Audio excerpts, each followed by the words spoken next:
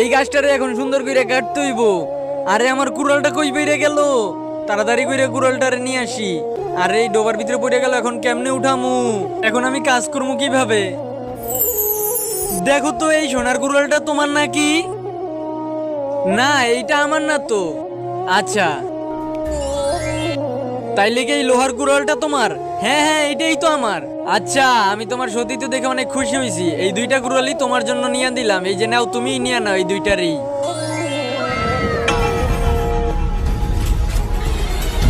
এখন আমিও আমার এই কুড়ালটারে ফালিয়ে দিয়ে সোনার কুড়াল নিয়ে আসবো। তাড়াতাড়ি যাই।